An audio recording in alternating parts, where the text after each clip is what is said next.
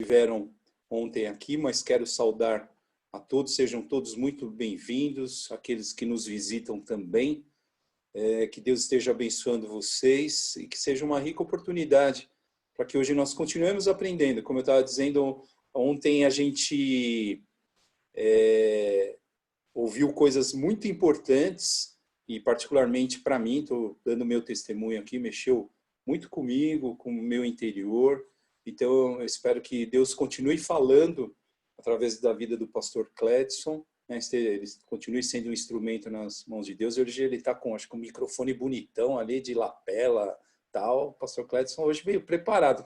Ontem o pastor falou que o som está meio baixo, aí, em um determinado momento, ele já veio preparado, falou, não vou dar brecha, não. Hoje vocês vão ter que me ouvir, né?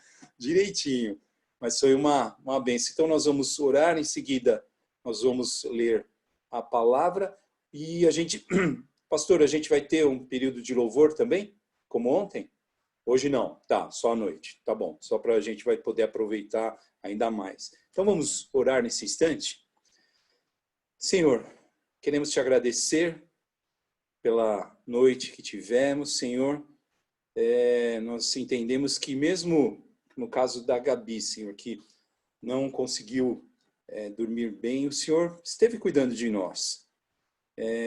Nós sabemos que em tudo o Senhor está ao nosso lado e nós te louvamos por isso. Temos o coração grato, Senhor. Queremos te agradecer pela palavra que ouvimos ontem, no nosso primeiro dia da conferência teológica. Obrigado, Senhor, pelo teu recado aos nossos corações. Te agradecemos por ouvir um pouco mais sobre essa questão dos conflitos entre pais e filhos e a atitude que o Senhor espera de nós.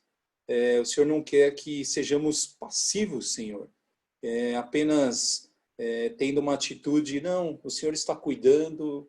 É verdade que temos que descansar no Senhor, mas isso não nos exime, ó Pai, de termos uma atitude que honre o teu nome. Então, que nós caminhemos dessa forma, Senhor. Abençoa os meus irmãos, as pessoas que nos visitam também, os nossos convidados aqui, ó Pai, esteja com eles, que seja um momento bom de aprendizado, ó Pai, que o teu Santo Espírito esteja falando conosco nesta manhã. Muito obrigado mais uma vez pela vida do pastor Cledson, Senhor, pela sua disposição em estar conosco mais uma vez, ó Pai, que o Senhor esteja cobrindo a vida dele, de toda a sua família, com bênçãos, toda sorte de bênçãos, Senhor. Em nome de Jesus é o que eu te peço e agradeço. Amém. Irmãos, quero ler um texto da palavra de Deus rapidamente, 1 Coríntios 10. É um texto interessante, que nós não vamos ler todo o capítulo, mas ele é um texto, as Bíblias, elas divergem um pouquinho, não divergem, elas mudam um pouco o título de cada um dos títulos desse capítulo. Então, mas, por exemplo, a NVI começa esse capítulo dizendo exemplos da história de Israel, né? Que é o mesmo da ARA. Outras versões trazem outros contextos. Mas o que eu quero ler com vocês é a partir do verso 31 do capítulo 10, que esse trecho da palavra de Deus vem falando sobre a liberdade do cristão, sobre aquilo que a gente pode ou não fazer lá no capítulo, verso 23, vem dizendo justamente, todas as coisas são lícitas, mas nem todas me convêm, todas são lícitas, mas nem todas edificam. Porque eu estava até lendo um comentário aqui que diz que a gente tem liberdade para tirar o nosso carro da garagem, a gente tem liberdade para andar pelas ruas e pelas estradas, mas a gente não tem liberdade para andar em qualquer velocidade, em qualquer lugar. A gente não tem liberdade para não obedecer os sinais de trânsito. É interessante isso, né? E onde eu quero dar sequência aqui, a partir do verso 31, que diz: portanto, quer comais, quer bebais, ou façais outra coisa qualquer, fazei tudo para a glória de Deus. Não vos torneis causa de tropeço nem para judeus, nem para gentios, nem tampouco para a igreja de Deus. Assim como também eu procuro em tudo ser agradável a todos, não buscando o meu próprio interesse, mas o de muitos para que sejam salvos. Sede meus imitadores, como também eu sou de Cristo. Então, pensando no contexto familiar, eu fiquei pensando ontem, né, no que a gente ouviu. Então, a gente, pensando nessa questão da responsabilidade, então, tudo que a gente faz, né, inclusive cuidar da família, a gente deve fazer para a glória de Deus. Então, é essa questão ativa, né, da gente participar. Então, a gente deve fazer isso, né? E não nos tornarmos causa de tropeço para ninguém. Aqui ele cita, inclusive, a igreja. E, por último, Paulo puxa a responsabilidade mais uma vez, né? Então, ele não fica passivo nessa situação. Ele fala, ó, vem em mim, né? Como a gente diria hoje.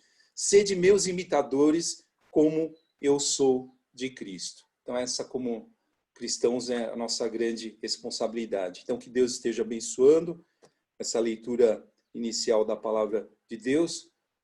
No final dessa reunião, me lembrem, a gente orar pelo DIP, né? Domingo da Igreja Perseguida. A Kátia teve aí durante toda a semana mandando mensagens, nos lembrando disso. Então, que a gente possa lembrar aí no final da reunião. Caso eu esqueça, por favor, alguém levanta a mão aí, o Rejão, tal, né? E a Emi, não, bom dia, Cíntia. E, então, que a gente esteja orando pelos nossos irmãos que sofrem perseguições aí pelo mundo, tá bom? Então, eu quero passar a palavra ao pastor Cledson, para que a gente tenha sequência e depois a gente, no finalzinho, retoma mais algumas coisas aí, tá bom? Deus abençoe, pastor. A palavra está contigo. Amém. Obrigado, meu irmão. Bom dia a todos, aqueles que chegaram depois aí no tempo de bate-papo inicial. Mais uma vez, uma alegria estar com vocês, uma honra, um imenso privilégio. Ontem nós falamos nessa perspectiva de pais a filhos, hoje seria uma abordagem mais hoje será uma abordagem mais para relacionamento conjugal. Aqui na igreja, quando a gente faz encontro de casais, vem muitas pessoas sozinhas, né? O cônjuge está sozinho, geralmente não vê os casais todos, não. Eu acho isso muito jóia, porque os ensinos que a gente compartilha da palavra, ela não é para ajustar casamento, isso é para ajustar corações, né? Não existe nenhum princípio bíblico para abençoar casamento, para alterar casamento. Não existe chave que dê em casamento, né? A chave bíblica só acerta em coração. Então, a gente tem todos os poderes de transformação pessoal e não conjugal, né? Nós queríamos muito assim uma solução para o casamento, né? E não existe. Só existe solução para a vida, né? E que bom que a gente está aqui, seja casais, sozinhos. Bom ver vocês. A ênfase que a gente está dando, como a Bíblia pode nos ajudar em conflitos familiares, a ênfase que eu estou dando é na Bíblia, não nos conflitos, né? Os que não estiveram conosco ontem. Então, eu não estou falando muito dos conflitos, eu estou falando da Bíblia e a gente vai fazer as aplicações nos nossos conflitos, que não são perigos, né? São oportunidades. Existe um livro interessante que conflitos, oportunidade ou perigo. E o autor, ele sempre exalta que os conflitos são oportunos e não perigosos, né? E são oportunos para crescimento, para moldagem, para amadurecimento, para reavaliações e ressignificados, né? Bem interessante esse livro. Bom, gente, sobre Bíblia, queria, antes de nós entrarmos aqui nos textos, só para a gente dar um pensamento assim mais amplo sobre Bíblia, que é o nosso interesse aqui nessa conferência, existe uma expressão que a gente toma emprestado da filosofia, que é uma expressão chamada atos da fala. Não sei se você já ouviu falar nisso, mas essa expressão atos da fala é bem interessante. Te dar um exemplo aqui. Imagina só, você de manhã aí, você está inspirado, você já está animado aí nesse domingo de manhã, então visualiza comigo aqui uma cena. Você recebeu um bilhete hoje de manhã, entregaram para você um bilhete, escrito assim: me encontre hoje, às 15 horas, no MASP. Assinado Deus. Encontre hoje, às 15 horas, no MASP. Assinado Deus. Bom, vamos acreditar que foi Deus mesmo que escreveu esse bilhete. Você pega no bilhete, você olha lá e acreditou que Deus mandou um bilhete para você. Você vai ficar feliz demais. Aí vamos ver quais são as alternativas possíveis, algumas. Você ficou muito feliz, porque Deus falou contigo. Deus sabia onde você morava, Deus sabia onde você estava, fez chegar às suas mãos um bilhete escrito por Ele. E você pega esse bilhete, vai testemunhar de que Deus falou com você, de que, poxa, eu entendi, numa linguagem compreensiva, Deus sabe que eu existo, Ele, caramba, é demais isso. E você vai chorar, você vai se emocionar demais com o bilhete na mão, né? Vai compartilhar com os amigos e nem vai dormir direito e nem vai comer direito. Não terá o apetite elástico. Vai ser realmente um tempo de jejum segurando esse bilhete. Outra possibilidade, gente, é você fazer a teologia. Aí você vai para o seminário para estudar o bilhete. Aí você vai estudar sobre o papel que o bilhete foi escrito, se foi feito em pergaminho, se foi feito em papéis normais, se foi feito em papel toalha, aí você vai estudar o papel. Ou então você pode estudar a língua que foi escrito o bilhete. O que é que significa MASP no original? Aí você vai falar as origens do MASP, assim, ou então assiste Chateaubriand, você vai fazer um estudo sobre ele, ou você vai falar da geografia de São Paulo, ou da complexidade da Avenida Paulista. Então, isso por causa do bilhete. Então, você foi para o seminário para estudar o bilhete. Entendendo? Então, cada vez mais que você vai se aprofundando no bilhete, você vai ficando mais distante do encontro. E a gente só vai conhecer Deus como? Não é estudando bilhete, é indo lá no MASP às 3 horas da tarde. Espero ter sido feliz aí no exemplo. Isso a gente chama de atos da fala. Por que a gente se reúne nos cultos? Para a gente aprender o que é que diz o bilhete. Encontro é o que a gente vai fazer depois do culto. Então, geralmente, a gente não encontra Deus no culto, a gente encontra Deus lá no MASP. Porque ele disse para a gente que queria um encontro conosco às 15 horas no MASP. Então, ficar com o bilhete, estudar o bilhete, se emocionar com o bilhete, e Deus falou comigo, não me torna conhecedor de quem Deus é. Então, às vezes, nós como estamos numa conferência teológica, e a Bíblia nos ajudar em conflitos, nós podemos ser especialistas em Bíblia, mas completos desconhecidos de Deus. Porque a Bíblia, ela me manda ir no MASP às 3 horas da tarde. Se eu não for, eu não sei quem Deus é. Entende? Então, por isso, assim, às vezes as pessoas estão afastadas, as pessoas se desviam, e geralmente a gente fala assim, poxa, mas ele é tão conhecedor da Bíblia. Eu disse, exatamente, ele leu muito bilhete, mas nunca foi no MASP. Então, nunca houve um encontro genuíno, ele não sabe quem Deus é. Vi que vocês falaram há uns domingos atrás sobre divórcio. Geralmente, você não vai entender a complexidade de um divorciado. Geralmente, nós não vamos entender a complexidade de um divórcio lendo bilhete. A gente só vai entender o que é que Deus quer para um divorciado indo lá no MASP e olhando dentro dos olhos dele e enxergando graça. O que é que diz o olhar de Deus para um divorciado? Aí é só indo lá no MASP. Por isso que a letra mata. Porque nada mais letal do que o bilhete sem um encontro. Então, para qualquer pessoa, o bilhete pode matar, enganar, iludir. Só o encontro liberta. Por isso que quando a gente fala de Moisés, por exemplo, é interessante quando Deus vai falar para Arão e os outros. Rapaz, com vocês eu falo de um jeito, mas com Moisés a gente conversa face a face. Extraordinário essa possibilidade de conhecermos Deus e prosseguirmos em conhecê-lo na intimidade. Eu tenho mais força a falar para vocês assim, nessa perspectiva, quando eu leio, por exemplo, Paulo, quando ele escreve aos Colossenses, capítulo 1, verso 9 e 10, Quando Paulo escreve aos Colossenses, capítulo 1, 9 e 10, o apóstolo Paulo diz que o conhecimento de Deus só pode ser possível quando você o obedece. Enquanto primeiro você conhece a vontade de Deus, depois você conhece Deus. Incrível isso. Isso é muito revelador. Porque enquanto eu estou estudando o bilhete, eu não conheço quem Deus é. Eu só conheço a vontade dele. A Bíblia, ela me revela a vontade de Deus. Conhecê-lo é só obedecendo. Então eu vou, para que eu não fique muito repetitivo, só uso esse texto de Colossenses, que Paulo está orando pela igreja, e uma igreja que até então tem características muito louváveis.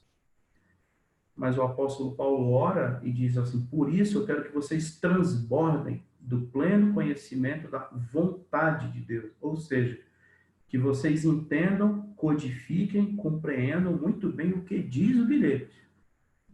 E quando vocês começam a obedecer, ou seja, estarão no MASP antes das 3 para um encontro, porque ele mandou você estar lá, aí você vai conhecer plenamente quem Deus é. Então, quando nós estamos em busca da Bíblia para a resolução dos nossos conflitos, queria pensar com vocês hoje, a nossa fala hoje é para casais, não queria falar para vocês do que o bilhete é capaz. Quero chamá-los para pensar comigo do que o bilhete revela, para que nós possamos ir num encontro e lá sermos transformados. E às vezes, assim, a gente dá tanto poder ao bilhete, é como aquelas pessoas que deixam a Bíblia aberta na sala, no Salmo 91. É como se houvesse o poder do bilhete ali. A Bíblia aberta no Salmo 91 na sala, ela emana poder, liberta cura, liberta dos males, expulsa muita coisa, porque o bilhete tem poder. Aí a gente pode se tornar bibliolatra, conhecedor do papel, da língua, se foi um homem que escreveu, se não foi. E a teologia, ela pode pegar um caminho errado, porque nunca vai levar a gente para uma obediência. Só vai levar a gente para um academicismo seco, oco e sem vida, porque eu não conheço quem Deus é. Então tem muito teólogo bom, tem muito doutor em teologia que não sabe quem é Deus. Ele nunca olhou na face de Deus, ele não sabe ele não sabe do que se trata o bilhete, ele só sabe do bilhete. Então só tenha cuidado aí, meus irmãos teólogos, né, para que nós peguemos sempre o caminho do encontro e nunca paremos apenas no bilhete. É isso, vamos falar de casamento, coisa boa, e vamos falar da pessoa que dá mais trabalho no casamento, que é a mulher. Não, desculpa, é mulher e homem, assim, o casal. Desliga, não. Gênesis 1, 2, 3, a gente vai ficar nesses 3 capítulos. Se você já quiser ir lá para a sua Bíblia, praticamente nós não vamos sair de lá, são textos que talvez até você nem precise abrir sua Bíblia, de tão familiar que ele já é. Mas Gênesis 1, 2, 3, nós vamos ficar ali, porque se a gente quer saber o que é casamento e nós queremos uma prevenção de casamento, de conflitos, ou até mesmo de solução, a gente precisa voltar para a origem. E a origem está em Gênesis 1, 2, 3. Gênesis 1 e 2 é o nosso foco, 3 é onde tudo desandou, né? Se o capítulo 3 de Gênesis fosse arrancado da Bíblia, a gente não estava entendendo, nós não entenderíamos por que nós estamos aqui hoje. Foi exatamente o período da queda. Então vamos lá, alguns pontos aí para a gente ir pensando nesses momentos de reflexão. Que dia o homem e a mulher foram criados? Se fosse uma pergunta de escola dominical, né? Segundo a sua memória aí, segundo as narrativas bíblicas, qual foi o dia que o homem e a mulher foram criados? Eles foram criados em qual dia? Primeiro, segundo, terceiro, quarto, quinto ou sexto? O homem e a mulher eles foram criados no 6º dia. E, segundo a minha versão aqui, de tarde. Então, assim, quando o homem e a mulher surgiram, já estava tudo feito. O homem e a mulher não vieram a um ambiente e perguntaram para Deus: e aí, Senhor, o que tem para fazer? Eu acho que Deus teria dado uma boa risada e disse assim: você é capaz de fazer o quê? Quando o homem e a mulher chegam no ambiente, já está tudo resolvido. As leis já estão definidas, o que é sol, o que é lua, lua, distâncias. As estruturas moleculares, o que é célula. Quando o homem e a mulher chegam, animais já estão feitos e já com seus propósitos. O que é alimento já está definido. Deus ele traz o homem e a mulher à existência segundo a sua imagem e semelhança num ambiente já pronto. Quando o homem e a mulher chegam, as leis já estão definidas. Ou seja, o homem e a mulher não deram sugestão das cores do bico do tucano. O Senhor não perguntou para o homem, disse assim, o que você acha desse vermelho depois do azul? E o homem estava lá dando opção. Disse, o que você acha da mangueira? Assim, o que você acha da manga? Você acha o caroço muito grande? O homem e a mulher não deram essas opções? Eles só chegaram para usufruir. Então, se a gente aprende, assim, eu queria pensar com vocês nessa manhã, que quando o homem e a mulher chegam, está tudo organizado. Eles não chegam para pôr em ordem. Eles já chegam num ambiente em ordem. Nosso casamento, ele só pode ter vitórias dos conflitos ou ausência dos conflitos quando nós estamos num ambiente já em ordem. E a gente aprender que casamento não é do nosso jeito. Então, a gente está vendo aqui várias telas pelo Zoom. Não é cada um tem um casamento. Porque casamento mesmo só existe um. Só existe um jeito de ser casado, e é o jeito de Deus. Não é para nós, casamento é uma forma, e para outra janelinha, o casamento eles enxergam de outra forma. Não, isso é a lente humana. Casamento só tem um jeito de ser. Fora desse jeito não é casamento. Pode ser sociedade, pode ser partido, pode ser dois exércitos em guerra, mas nunca casamento. Então, algumas pessoas casaram para montar uma sociedade e não para ser casados. Algumas pessoas casaram com casamento, mas não casaram com a pessoa. Então, tem pessoas que casaram, mas não casaram, porque casamento não casa. Complicou. Porque, assim, casamento, gente, não casa. Por aliança no dedo aqui da mão esquerda, não significa que eu me casei com a pessoa, significa que eu saí da solidão. E algumas pessoas, para saírem da solidão, não importou, amigo, quem passou na frente, eu só saí da solidão. Então, eu não casei com a pessoa, eu só saí da solidão. Então, porque eu me casei com uma oportunidade, eu não me casei com uma pessoa que tem história, que tem alma, que tem nome, que tem dor. Eu não me casei com essa pessoa. Ela que me faça feliz. Então, o casamento já começou errado lá atrás. Então, alguns casaram porque precisavam sair de casa. Outros casaram porque estavam com uma situação financeira difícil. Outros casaram porque era oportuno. E esqueceram que estava casando com uma pessoa. Às vezes, os conflitos familiares existem porque ainda nós não casamos com a pessoa. Nós temos uma idealização. E ainda insistimos em não nos casar com uma realidade.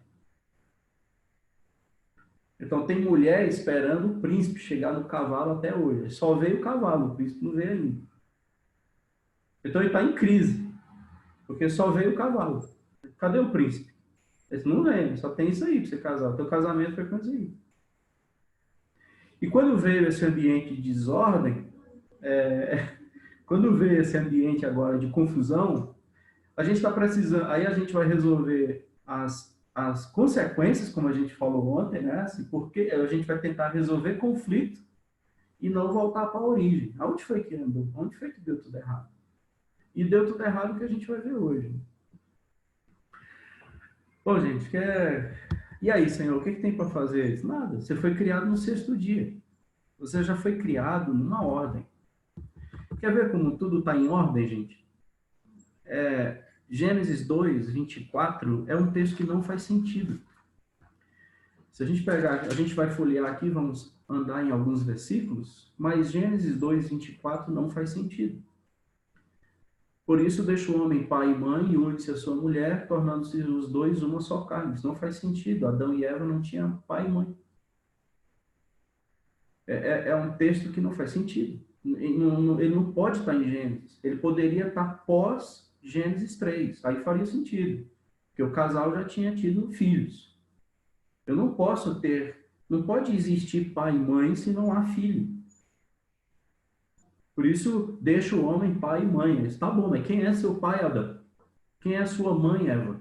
Não faz sentido. Ou seja, quando o casal chega, já está organizado. Deus não cria para organizar. Deus já cria numa organização. Nós temos um Deus tão organizado que ele já cria organizado. Ele já cria com um princípio estabelecido. Ele não cria para depois ver como é que vai dar um jeito nessa bagunça. Não, ele já cria organizado. Ele já cria no princípio. Então, nós, a sabermos quem Deus é e como a Bíblia nos ajuda nos conflitos conjugais, volta para a gente.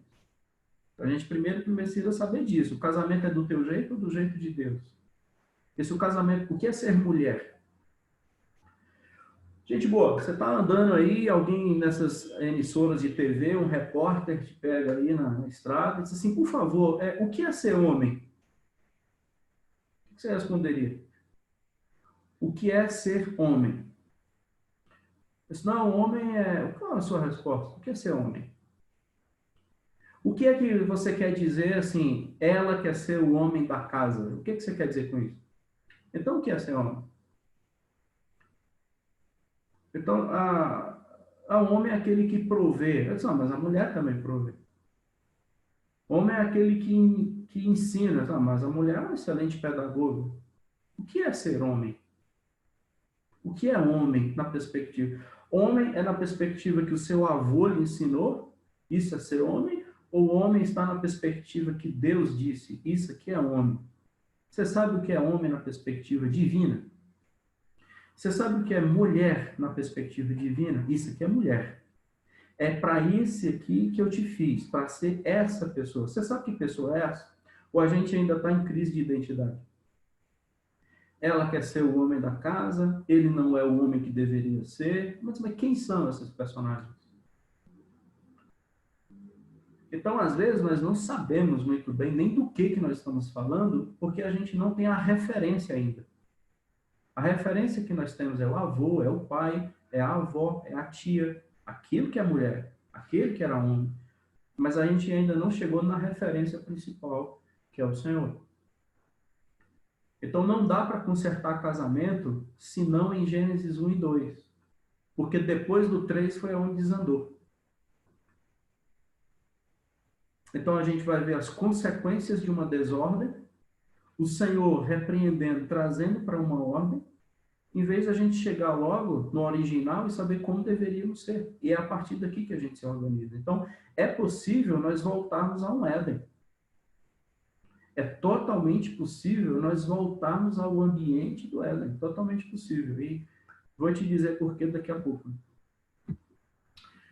Bom, gente, começando bem? Tudo certo? Todo mundo aí com os cintos afivelados? Por isso que não deixa o homem pai e mãe, assim. A gente vai entendendo que Deus criou o homem no 6º dia, está tudo organizado, então eu não tenho casamento para mim é isso, casamento para você é aquilo. Isso não existe. E por que Deus nos criou? Então, imagina só você estar casado com uma pessoa que tem crise existencial. Eu não sei por que eu existo. Eu não sei por que Deus me fez. Imagina só, e tentar encontrar respostas existenciais no casamento. Vai ser uma frustração enorme. Porque o casamento não me corresponde à existência. Eu não posso encontrar razão existencial num casamento. Gosto muito do texto de Isaías 46, quando Isaías 46, a partir do versículo 3, ouvi-me casa de Jacó e todo o restante da casa de Israel, Isaías 46, 3, vós a quem desde o nascimento carrego e levo nos braços desde o ventre materno. Até a vossa velhice eu serei o mesmo, e ainda até os seus cabelos brancos eu continuarei sendo fiel a você. Ou seja, por todo o teu trajeto de vida, eu sempre serei o teu Deus que vai te levar, vai te carregar e vai te salvar. Versículo 5 de Isaías 46, o Senhor diz, eu sou incomparável, acredite nisso. Eu sou incomparável. Tá bom.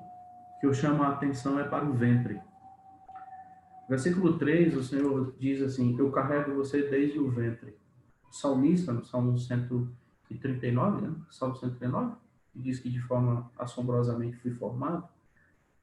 Agora veio o branco, me lembro só Salmo 139. O Senhor me fez, o Senhor teceu, o Senhor decidiu a cor dos meus olhos, o Senhor decidiu a cor da minha pele, o Senhor decidiu a altura que eu teria. Eu só vou poder encontrar a razão da minha vida não é num casamento, é no Deus que me fez. As pessoas mais insuportáveis são as pessoas mais inseguras. As pessoas mais atraentes são aquelas que não têm olhares pedintes. O casamento insuportável é você casar com alguém que depende do casamento para lhe dar razão existencial. É insuportável. Porque o casamento ele não consegue, o cônjuge não consegue corresponder àquilo que só Deus pode fazer. Escuta, eu formei você do ventre. Você não é um acidente de percurso. Você não foi planejado por um homem. Você não foi planejado por uma mulher. Tanto é que tem pessoas que têm relações sexuais diretas e não engravidam. E tem pessoas que tiveram relação sexual uma vez só e engravidou. Sabe por quê? Porque se eu não soprar, você não existe. Você só veio à existência porque eu soprei. Não foi porque um homem ou uma mulher transaram. Porque o poder de fazer a existência é meu, não é da relação sexual. A relação sexual é um compartilhamento de um poder criador, mas não é autônomo, porque se eu não soprar, não nasce. Então você só veio à existência por minha causa, para cumprir os meus propósitos e porque eu sonhei com você. Então você não tem como encontrar razão de vida num cônjuge.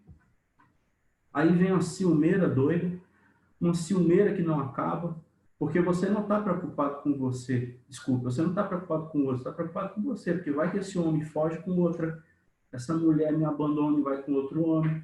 Então, assim, se esse homem sumiu, se essa mulher sumir, eu me mato. Então, quem é a tua razão existencial? O casamento. É insuportável. Porque ninguém aguenta ter um casamento massacrante, que eu preciso dessa relação para me ter identidade. A minha identidade é naquele que me fez. Homem e mulher os criou. Por que os criou? Para a sua glória. Então eu não vivo para corresponder a cônjuge. Eu vivo para a glória do meu Senhor. Com quem eu me casar, essa pessoa será extremamente amada, mas em segundo lugar. Se você me perguntar se eu amo a Solange, a minha resposta vai ser não muito. Você ama a sua esposa? Não muito. Como assim? É porque quem eu amo muito é o meu Deus. Amarás, pois, o Senhor teu Deus acima de todas as coisas. Eu não posso amar o meu cônjuge mais do que ao meu Deus. Porque se eu amar o meu cônjuge mais do que ao meu Deus, se eu amar os meus filhos mais do que ao meu Deus, eles são Deus e Deus é ídolo.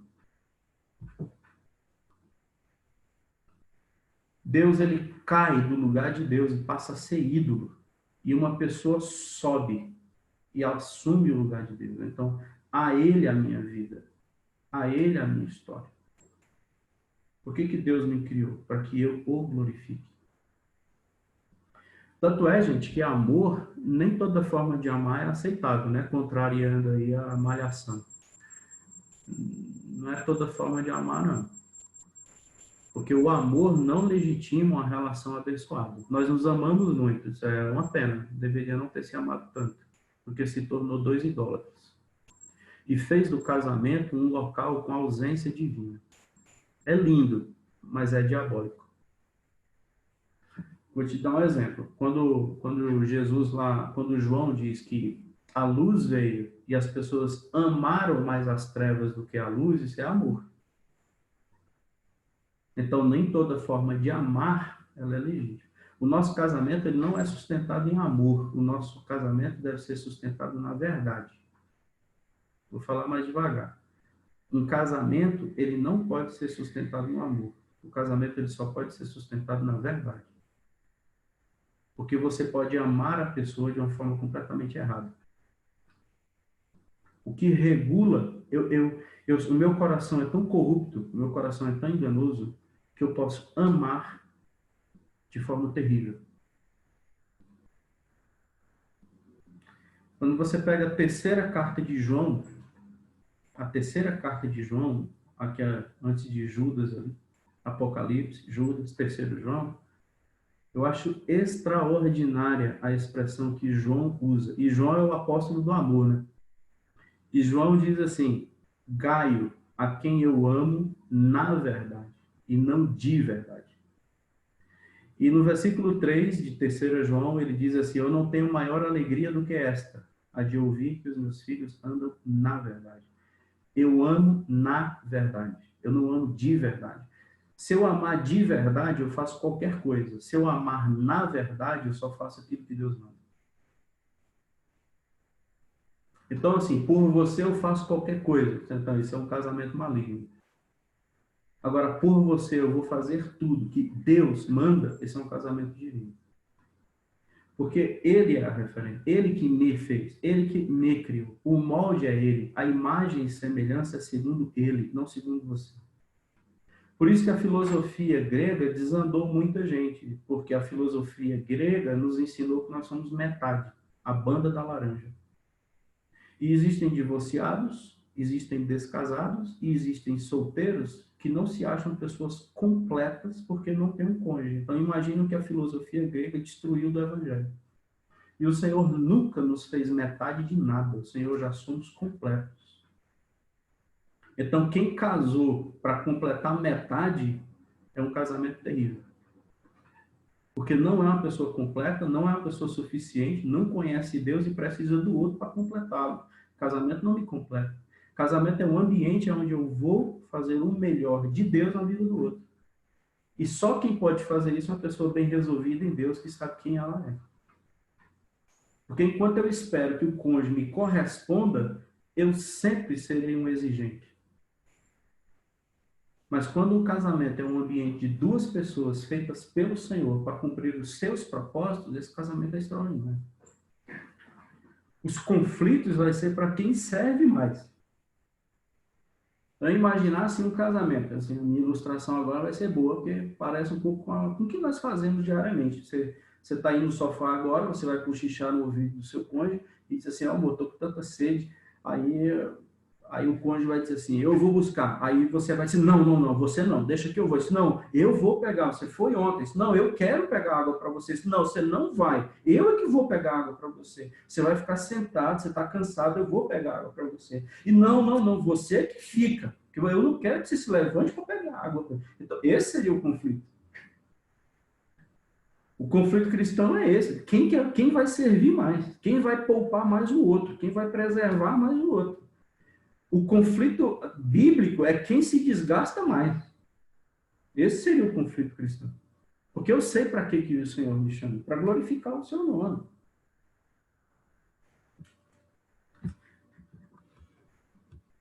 Boa?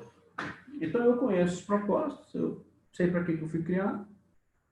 Quero chegar aqui no versículo 25 de Gênesis 2. Gênesis 2, 25, acho que talvez esse texto seja familiar de todos vocês. A Bíblia diz aqui que o homem e a mulher estavam nus. O que é que isso significa? O que significa que homem e mulher estavam nus? Qual a diferença de nu para pelado? Hoje, na geração que nós temos, cristã, eu não me lembro qual foi a instituição que fez, mas 60% dos jovens cristãos hoje, eles são sexualmente ativos. 60% dos jovens cristãos, os nossos filhos, membros da nossa igreja, que são solteiros, eles são sexualmente ativos. Só que hoje o percentual de cristãos que casam-se virgem é mínimo. Sabe por quê? Porque eles ficam pelados, mas eles não ficam nus. O casamento não é um ambiente de ficar pelado, o casamento é um ambiente de se desnudar. Eu não tenho nada a esconder de você, é isso mesmo. Não há segredo entre nós. Não há nada em mim que você não conheça. E não há nada em ti que não seja meu. Tem pessoas casadas há 20 anos que ainda não conhecem o outro. Eu não sei o que esse homem pensa. Eu não sei o que esse homem está sentindo. Ele não fala. E o não falar é pecado. Deixa eu falar mais devagar. Homem calado é pecado. Porque foi esse o problema de Adão. Quando nós falamos aqui no capítulo 3 e entra, quando tudo desandou, quem está batendo papo com serpente é a mulher. E quando a mulher leva o fruto para o Adão, por que o Adão não falou nada? Por que o Adão ele não disse assim, eu vou dedurar você, ainda vou lhe dar uma surra? Você não era para estar conversando com serpente, nem ter pego fruto nenhum. Por que Adão não assumiu o seu papel? Existe um livro muito interessante, vocês já conhecem, chamado O Silêncio de Adão, de Larry Craig. Todo homem deveria ler aquele livro. Por que Adão não falou nada? Por que a mulher tem que andar com um pé de cabra para ver o que o homem vai querer almoçar, que ele não fala? Por que é o monossilábico? Sim, não, é, uhum. Por que isso é o diálogo masculino aí? E o Senhor está dizendo, oh, não, isso não é temperamento, isso não é cultural, isso não é porque é homem, isso é porque é pecado. Homem, vamos começar a definir o que é homem, é alguém que tem uma revelação. Eu quero que você seja o instrumento da minha revelação. Por que Jesus não veio como mulher? Não teria nenhum problema Jesus ter vindo como mulher. Mas por que ele veio como homem? Porque o verbo se encarnou na masculinidade. Segundo as narrativas bíblicas, o homem foi criado primeiro, depois a mulher. E segundo as narrativas bíblicas, quem sabia a árvore que não poderia comer era o homem.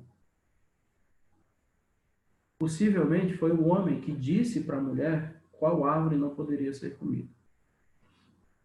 Parece, segundo as narrativas bíblicas, o que parece é que os dois não receberam a instrução na mesma hora. Fez o homem, deu a instrução, fez a mulher, homem repassa a instrução. Homem é aquele que não é a pessoa que atende demanda feminina. Homem é aquele que traz uma revelação para a humanidade. Então, o homem pode estar desempregado, a mulher pode ganhar 3 vezes mais que o homem. Bendito seja o Senhor, Deus seja louvado, que isso se cumpra em nossas vidas. Que ela ganhe 3 vezes mais que nós, tem que gastar esse dinheiro dela todinho. Mas a gente nunca vai perder a autoridade da revelação. Então, não é quem ganha mais que revela. Não é quem ganha mais que direciona a casa. Não é quem ganha mais que dá as cartas. Sempre será o homem. Sempre. Por isso que quando o Senhor vai falar da sentença da queda, o que é que ele diz para a mulher, gente boa? Versículo 16 do capítulo 3. Estamos só em Gênesis, né? O que é que Deus diz para a mulher? Multiplicarei sobremodo os sofrimentos da tua gravidez. 3,16. A gente lembra de João 3,16, né? Não esquece de Gênesis 3,16, não. Em meio das dores dará à luz filhos. Aí as mulheres geralmente param aqui. Então, irmão, continua. O teu desejo será para o teu marido. E ele te governará. Então, não é somente multiplicação de dor de parto. Não é sofrimento na hora do parto. É um projeto divino que não foi alterado. E você saiba disso. Não é porque o homem falhou na sua omissão que os meus projetos entraram em colapso. É como se hoje saísse uma escalação, gente, e o nome do homem, o seu nome, o meu nome está lá. A gente não está fora do jogo. Deus está trazendo o homem de volta à sua posição. Mulher, é o homem. E não é você. Você percebeu que você é forte. Mulher, você percebeu que você é capaz. Você percebeu que você pode manobrar. Você percebeu daquilo que você tem condições, você é muito capaz. Viu como você não depende de homem? É verdade. Mas deixa eu te dizer uma coisa, honre o seu marido. É ele que vai governar. Isso não é masculinidade, isso é uma organização. Desculpe, isso não é ser... qual é o nome que dá? Machista. Mulher cristã, ela não precisava levantar a bandeira feminista.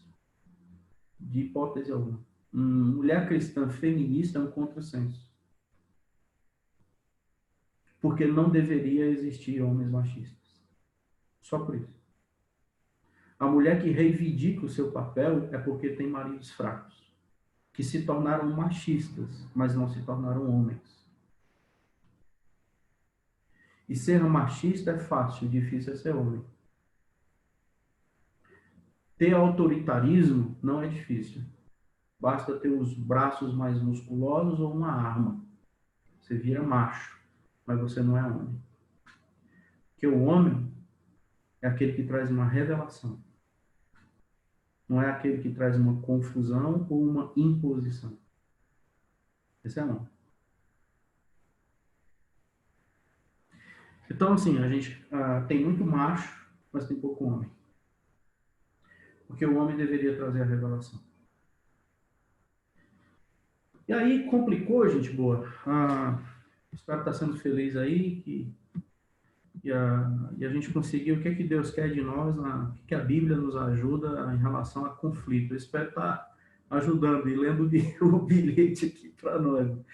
Então, assim, o bilhete hoje é seja homem. E acredite que não vai ser do seu jeito, vai ser do meu jeito, porque vocês foram criados no sexto dia, então o casamento não é do jeito que você acha, que você pensa.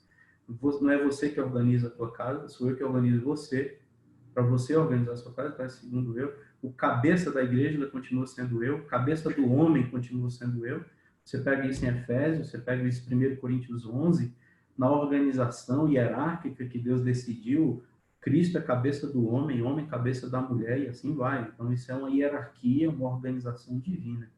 Inverter isso é pecado. Mulher sendo orientada por Cristo, mulher que coloca a sua casa em ordem, filho antes de marido, cachorro antes de marido, o marido está depois do cachorro, aquela bagunça, marido está depois de planta, mulher está depois da planta, então tem mulher que se fosse planta seria muito mais bem cuidada do que ela é, porque o marido tem muito mais carinho com planta do que com ela, e tem mulher que tem muito mais carinho com cachorro do que com o marido, então é uma bagunça. Então, assim, esquecemos a ordem, né, daquilo que Deus definiu. Então, vamos lá. Teve um problema sério nesse silêncio do Adão, que aí eu preciso passar para vocês, assim, qual foi do que nós estamos falando sobre carência. Às vezes, nós estamos reivindicando que sejam aplacadas as nossas carências, temos coisas que precisamos, mas deixa eu te perguntar uma coisa, qual era a carência de Adão e Eva? Eles estavam nus, eles sabiam muito bem o que era homem, sabiam muito bem o que era mulher, sabiam o que era casamento, sabiam quem Deus era. Versículo 25, se eles estavam nus, eles não tinham nenhum tipo de crise com Deus, eles não tinham crise pessoal, existencial, conjugal, não havia crise. Então, deixa eu te perguntar, por que deu errado? Porque imaginar que Adão e Eva é porque não tinha culto? É porque não estava tendo culto presencial? Mas você sabe quem era o pregador todo dia à tarde? Era todo dia, e o pregador era ele. E por que deu errado? O pregador era ruim? Só tinha 2 membros, ainda deu divisão. Então, por que deu tudo errado? Como é que a gente vai solucionar esse conflito agora? Eles tinham carência de quê? Eles tinham necessidade de quê? A gente fica vendo, né, que Deus criou a mulher porque o homem estava sozinho, carente. Mas quem falou que o homem estava carente? Onde é que está escrito que Adão, ele, oh Deus, por favor, estou vendo aí o cavalinho com a correspondente, o camelinho com a fêmea, e eu aqui sozinho. Onde foi que você leu isso, que o homem estava carente? Foi Deus que disse, não é bom que o homem esteja só. Não foi para atender uma carência masculina, foi para cumprir propósitos divinos. Então a mulher não foi feita para corresponder carência masculina, porque o homem não foi feito em carência. Os dois foram feitos para cumprir propósito divino e não para corresponder carências. Então não deu errado porque eles tinham carência de alguma coisa. Sabe por que deu errado? Porque eles queriam ser Deus. E Satanás, quando entrou no ambiente, que ele continua entrando nos nossos ambientes, essa serpente continua passeando nas nossas salas e nos nossos quartos, é que se chegasse alguém no Éden e perguntasse para Adão e Eva se alguma coisa era errado, eles iam saber o que era certo e errado. Mas se perguntasse por que era errado, eles só tinham uma coisa para dizer: Deus falou. Se Adão e Eva fossem visitados por nós, vou repetir, e a gente perguntasse: Adão, isso aqui é errado? Ele ia dizer: é. Adão, Eva, aquilo ali é certo? É. Mas se a gente perguntasse por que é errado, por que é certo, eles seriam obrigados a dizer: cara, eu não sei, mas é Deus que mandou. Eu disse: pois é. E que tal você saber os porquê que é certo e errado? Disse: mas como assim? Disse: mas claro, porque, pelo amor de Deus, isso é uma pequenez enorme, isso é coisa de criança, né? Ah, foi papai do céu que disse. Né? Por que é errado? Ah, porque papai disse que é errado. Mas isso é coisa de menino. Que tal você crescer? Que tal você ser autônomo? Que tal você decidir o que é certo e errado? É errado para você, é certo para você, mas que tal você decidir? E você pensar que é interessante? Pois é, porque você vai ser como Deus, cara. E veja, meu irmão, que é exatamente o que fala aqui no versículo 3 ao 5. No versículo 5, principalmente. Vocês serão como Deus. Vocês serão conhecedores iguais a Deus. Então não era porque o casal tinha carência. Satanás não entrou num ambiente de carência. Satanás entrou num ambiente de orgulho. Satanás instigou o orgulho. Que tal você não depender de pastor, de ninguém? Assim, que tal você definir suas leis? Autonomia significa leis próprias, né? Então, que tal você ser autônomo? Que tal você dizer assim: filho, quem cria filho é do meu jeito aqui, ninguém se meta não. Que tal você falar isso? Que tal você dizer: igreja para mim é assim? Que tal você dizer: você definiu o que é igreja? Que tal você definir o que é casamento? Que tal você definir o que é homem? Que tal você definir o que é mulher? Que tal você definir? Sabe o que eu gostei? Pois é, cara. E sabe o que isso é necessário? Sabe o que precisa para fazer? Só comer o fruto. Isso não brinca. É só comer o fruto. É fácil assim? É fácil. Aí você vai ser como Deus. Não, mas Deus disse que eu ia morrer. Disse: vai nada, isso é conversa. Ele não quer ficar sozinho como Deus. Ele tem medo de competidores. Deus é muito inseguro, cara. Ele quer mandar em tudo. Sabe aquele cara que está no trono e manda em todo mundo? Fazer todo mundo bonequinho? Então, não se submete a isso, não. Rapaz, gostei dessa. Então, leva lá para o marido. Vai que vocês concordam. Qual foi a culpa de Satanás? Nenhuma. Nenhuma, gente. Satanás não é culpado. Porque se Satanás fosse culpado, Jesus não precisava ter vindo. O culpado foi o homem. Olha só o que o Senhor falou para o homem. Verso 17. A Adão disse: visto que você atendeu a voz da tua mulher. Olha como é ruim ouvir mulher, tá vendo aí, gente? É Bíblia. Visto que atendeste a voz da tua mulher. Tô brincando. Opa, não sai não, da sala não. Visto que atendeste a voz da tua mulher e comeste o fruto da árvore que eu te ordenara não comesses. Viu como não foi o casal, foi pro homem? Maldita é a terra por tua causa. Não é, a terra não foi amaldiçoada por causa de Satanás. A terra não foi amaldiçoada por causa do casal. A terra foi amaldiçoada por causa do homem. E Jesus teve que vir em homem para levar sobre si toda a maldição. E agora as pessoas podem chamar Deus de Pai, porque uma família foi organizada nele. Agora a família está reconstruída. E quando vocês forem orar, vocês não chamem mais Deus de Yahvé, vocês podem chamar ele de Abba. E quando vocês forem orar, vocês digam, Pai nosso que estás nos céus. Podem chamá-lo de Pai, porque eu vim para restaurar a família. Porque por um homem tudo desandou. Por um homem agora tudo se restaura. É o homem. Então hoje nós temos como homem a responsabilidade de fazermos com que essa maldição não se instale na nossa casa. Nós não somos mais o homem que atende demandas, não somos mais o homem que vamos aceitar o fruto. Nós não somos o homem mais que fica pelado, mas que não fica nu. Nós somos um homem que vamos dizer que não sou mais eu quem vive, mas é o Cristo que vive em mim.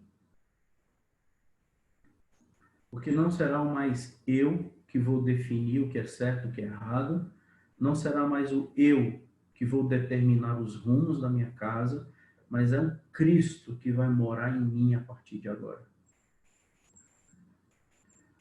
Porque o maior objetivo do Evangelho não é neutralizar poderes satânicos. O maior objetivo do Evangelho é matar o eu que nasceu por causa das propostas satânicas.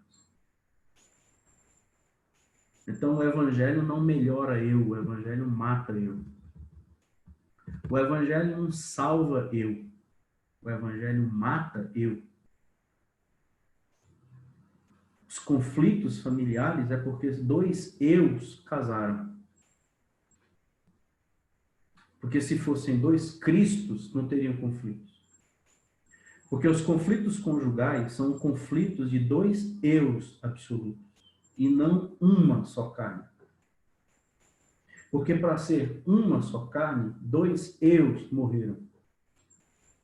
Igreja não é ajuntamento de eus. Uma igreja que é ajuntamento de eus é um partido. É uma gangue.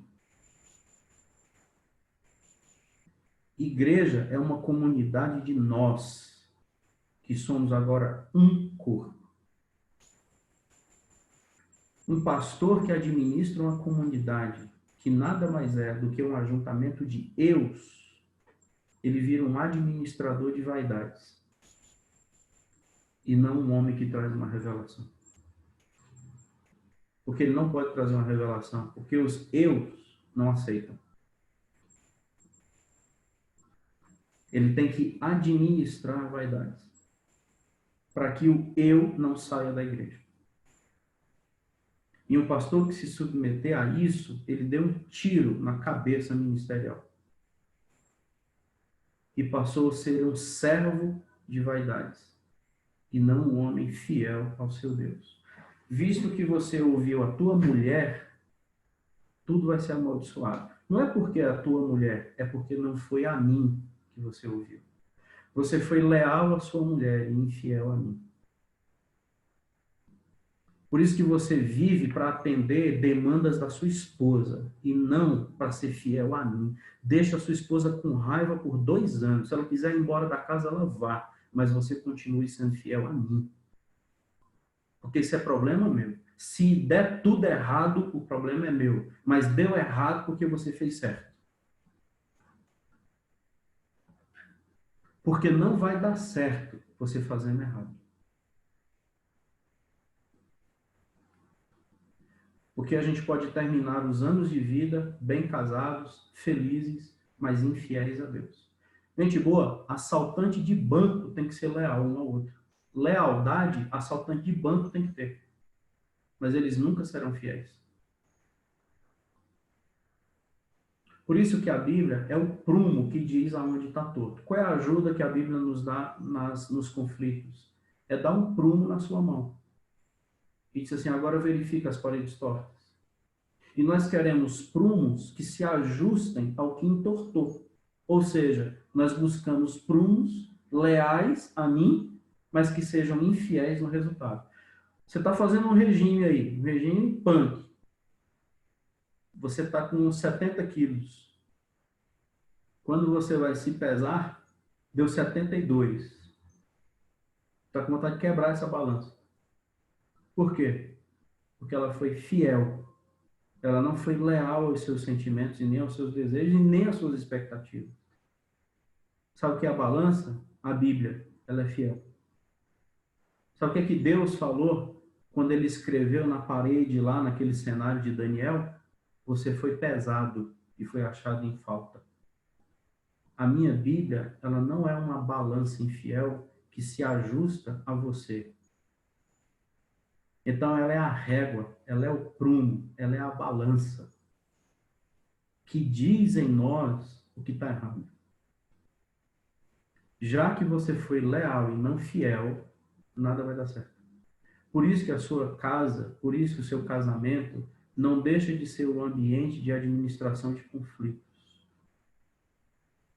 Então, eu estou querendo uma oração forte, eu estou querendo congregar na igreja, eu vou passar a ser dizimista, eu vou deixar isso, eu vou abrir mão daquilo, para ver se o casamento melhora. Tá bom, se você achar mais fácil. Então, a gente está caindo no campo de negociações para ajustes comportamentais e não transformações interiores. Para encerrar, gente, depois eu queria abrir para esse espaço de perguntas, alguma coisa que não ficou muito claro. O jogo tem que acabar. O jogo de negociação tem que acabar, o ringue tem que ser desmontado. E a gente tem que voltar para o Éden. E a pergunta é, como é que a gente volta para esse Éden?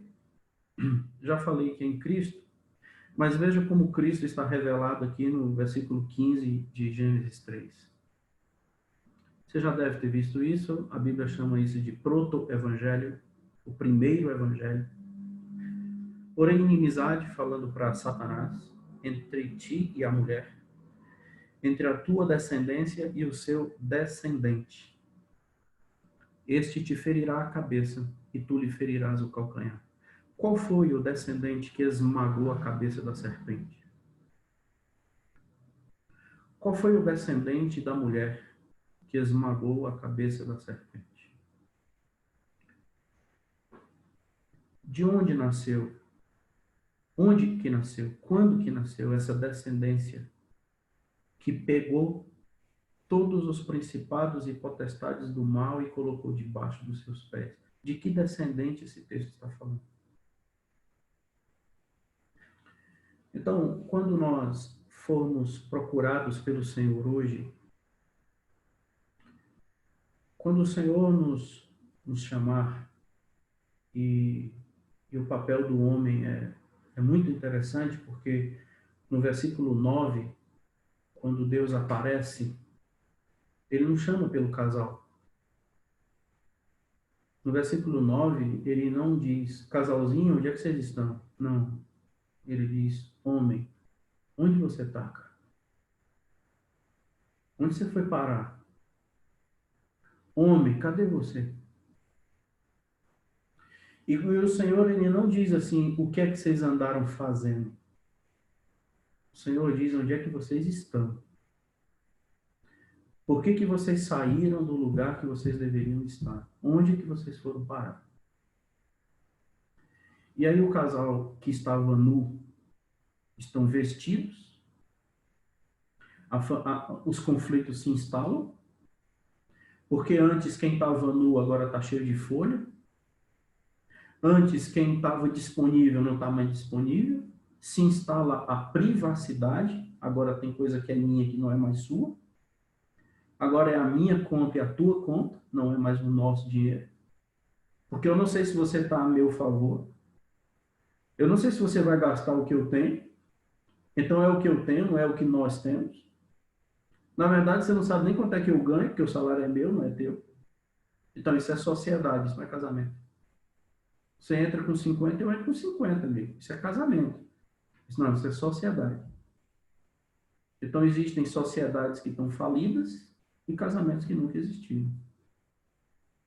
Porque nós estamos nesse ambiente aqui de Gênesis 3, vestidos, uma couraça, e nos seus individualismos, e colocando uma culpa um no outro. A culpa é dela, a culpa é dele, a culpa é dela, a culpa é dele. Resumindo, a culpa é do capeta. Na verdade, não é do capeta, não, é do Senhor, porque foi o Senhor que me deu essa mulher. E pensa no encrenca que o Senhor me deu. Essa mulher conversa com serpente. Que foi que já viu mulher conversar com serpente? Então a culpa é do Senhor, porque o Senhor sabia. Tinha a serpente e tinha a mulher. E o Senhor deveria saber que esse encontro ia dar certo. Então a culpa é tua. Então por que o Senhor não impediu o encontro? Então se instala uma crise. Então quem estava bem resolvido com Deus, comigo e na relação, eu estou com crise agora comigo, que eu não sei mais quem eu sou. Eu estou com a crise na relação, porque eu não sei se essa pessoa está a meu favor. E eu estou com crise com Deus, que na verdade ele é o culpado de tudo isso ter dado errado. Porque, sinceramente, meu filho, o homem, o próprio Deus, prega todo dia à tarde, e só com 2 membros ainda dá tudo errado. Então, pelo amor de Deus, esse Deus não tem muito poder de controlar as coisas, não. Aí o Senhor vem falando assim, tá bom, deu errado para eles dois, né? Eu quero encerrar e deu errado para eles dois. E por que está dando errado para você? Não é a mesma causa? Então faz diferente, pega um caminho diferente dele. Porque a Bíblia diz assim, pegue um caminho diferente de Adão. Então não usa mais o Adão como desculpa, não. Tá bom, o Adão errou. Mas por que você também está errando? É na prerrogativa de que tem um DNA pecaminoso? Então não é Cristo que habita em você. Então hoje, se o Senhor nos chamar, dizendo onde é que vocês estão, aí só tem 2 respostas. Ou me escondendo dele, ou no descendente. Se o Senhor nos chamar hoje de manhã, só tem, eu acho que essas 2 respostas. Cadê você? Eu estou com medo de ti, estou me escondendo, e posso estar me escondendo até numa igreja, posso estar me escondendo numa religião, posso estar me escondendo num casamento, posso estar me escondendo num trabalho, ou eu posso dizer, eu estou em Cristo. E aquele que está em Cristo é nova criatura. Aquele que está em Cristo é nova criatura. Que o Senhor não nos ache numa igreja, que o Senhor não nos ache em São Paulo, que o Senhor não nos ache em Brasília, mas que o Senhor sempre nos ache em Cristo. No descendente. Aí a gente retorna por Gênesis, retorna por Éden, e o Senhor fará em nós nova todas as coisas. É isso, gente. Queria agradecer mais uma vez a oportunidade. A gente, uma conferência teológica assim, hoje, né? A gente não usa como ontem um texto em si, para ele ser um pouco mais expositivo, como a gente usou ontem em Provérbios 4. Hoje foi mais uma reflexão mesmo, mais um repartir de princípios, de apontar caminhos, e usando Gênesis 1, 2, 3 aqui como referência. Fica a dica, você lê esses 3 capítulos, caso você não tenha muita familiaridade. Vai lendo devagarzinho, porque tem muita verdade para nós aqui, que às vezes, na premissa de já ser conhecido, tem pérolas aqui que nos transformariam. E geralmente os textos conhecidos são aqueles que há tanto tempo Deus queria nos transformar e a gente não mergulhou ainda na água que Ele queria que a gente mergulhasse. Presumir conhecer é muito ruim, isso é um grande problema. Mais uma vez, muito obrigado. Privilégio estar com vocês. Fica aberto aí, pastor. Obrigado, pastor Cleidson. Nós agradecemos a Deus porque nossa igreja está caminhando aí quase 2 anos nessa perspectiva de aconselhamento bíblico, que nos ensina sempre a pensar, antes de pensar em pós-graduação, pensar em graduação. Então, a impressão que a gente tem é que a gente está dando um passo para trás e a gente fica estudando essas mesmas coisas, mas a gente acaba descobrindo que esse pensamento da filosofia, esses últimos 30, 40 anos que essa linha filosófica invadiu a mente, né, da igreja, a gente talvez olhou por alguns prismas que não partem de pressupostos bíblicos, né? Então a gente está fazendo essa volta mesmo ao pensamento bíblico. Tem uma turma aqui nesse grupo que está estudando, a gente criou uma espécie de um curso de aconselhamento e a gente trabalhou justamente essa perspectiva de Gênesis. Então, fico muito feliz pela forma como o senhor apresentou. Quem participou recentemente da aula pôde entender talvez até um pouquinho melhor isso aí que o senhor explanou, né? É um desafio para a gente. O senhor vai pregando aí, eu vou me lembrando de 2 Timóteo 4, verso 3, quando o apóstolo Paulo fala ali, já no finalzinho da vida dele para Timóteo, né? Olha, as pessoas nos últimos tempos, elas vão negar a verdade, elas não vão gostar de ouvir isso aí, não. Então, elas vão procurar os seus mestres, vão procurar as suas verdades, vão transformar isso aí em mitos, em fábulas. Mas a gente tem aprendido, graças a Deus, pela misericórdia de Deus, que a gente só vai entender para que serve a Escritura, o Evangelho, se a gente entender o que ela confronta, né? E o que ela confronta é a gente. Não é o nosso cônjuge, como o senhor falou. Ela confronta a gente. Igual o senhor falou ontem, no capítulo 4 de Tiago, né? São basicamente 3, 4 guerras que tem lá. Mas a principal é contra a gente mesmo. A gente é ruim. Né? A gente tem essa dificuldade, mas a gente tem essa perspectiva da redenção, graças a Deus que a gente pode olhar para frente também com essa perspectiva de um Deus, né, que traz uma proposta de redenção para a gente. Isso é libertador, é por isso que a gente o adora, é por isso que a gente o ama, porque ele promove esse plano de redenção para a gente. Isso é muito bom, muito bom. Alguém quer fazer uma pergunta, alguma consideração de um tópico que achou interessante, alguma anotação? A oportunidade é agora. Eu não vou deixar muito tempo esse canal aberto esperando quem vai. Eu quero ir logo. Muito bem, Região. Parabéns. Obrigado, Edê. Então, vamos lá. Cledson, eu estou tão feliz, cara. Eu estou muito feliz de vê-lo em primeiro lugar. Segundo, porque desde ontem eu vinha me perguntando, cadê o Cledson? Porque o Cledson estava muito sério, muito compenetrado, parecia que estava sentindo dor. Eu falei, não, o que está acontecendo? Cadê as piadas dele, mano? É uma coisa errada aí, mano. E hoje o Cledson, não que ontem não apareceu, lógico, veio, né? Louvado seja Deus. E hoje muito mais. Então, meu irmão, que bom. Que bom não é só sorvete. Que bom também é poder expressar o quanto é maravilhoso ouvir a palavra de Deus desta forma, como também a André tem colocado dos nossos estudos na igreja.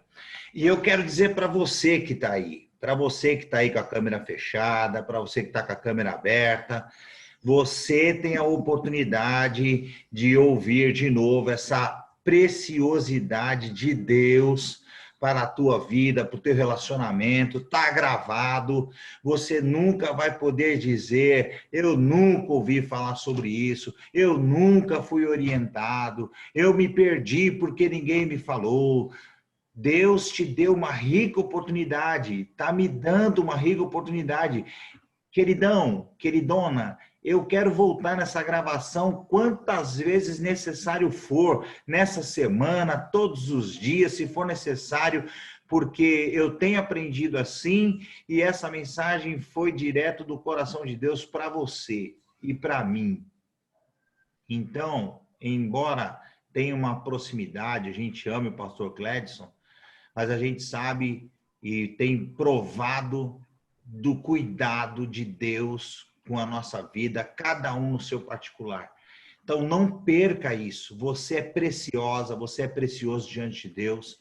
Deus fez tudo porque Ele queria resgatá-lo e me resgatar do meu pecado, das minhas situações terríveis de homem pecador que sou. Então, tenha a oportunidade, aproveite isso. Se você tiver alguma coisa a perguntar, sim, vamos fazê-lo. Mas eu queria deixar esse recadinho. Está gravado. Não perca essa oportunidade. Eu sei que tem verdades que doem na gente. Dói porque a gente foi criado nesse sistema, como o pastor falou, né? Do meu avô, como foi ensinado, como era ser homem, tudo mais. Tem muita coisa que vem contra a minha cultura. É um choque de cultura. Ao mesmo tempo, Deus te trazendo para uma realidade que é o que Ele quer para mim e para você. E não dá para fugir disso, né? Então, família feliz é uma família estruturada onde Deus é o centro de todas as coisas mesmo. Eu estou muito feliz com isso. Isso mexeu comigo, desde ontem já vem mexendo, como falou sobre os pais e filhos. Hoje, pela manhã, tão poderosa essa palavra, que Deus nos abençoe. Muito obrigado. Mais algum irmão, uma irmã tem alguma dúvida, alguma contribuição a fazer? Eu quero falar. Por favor. Olha, eu tô toda bagunçada ainda porque eu tive que parar a faxina, porque tava tão bom que eu falei, não, isso aí merece a minha atenção, assim, total. Puxa, Parei, mas você ia trocar uma conferência pela faxina, Gabi? Brincadeira, hein? Não. Gabinete...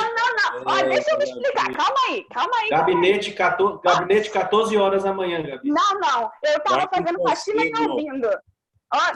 Eu tava fazendo faxina e ouvindo. Mas aí eu falei, essa conferência merece a minha atenção. Eu falei, nossa, que pena que eu não tô anotando, mas eu vou reassistir para poder anotar, porque, cara, quanto mais a gente aprende sobre casamento, melhor as coisas funcionam. Eu fiquei tão impactada com tanta coisa que eu falei. Eu fiz o curso casamento... Esqueci o nome do curso, meu Deus. Casados para sempre, lembrei. Casados forever.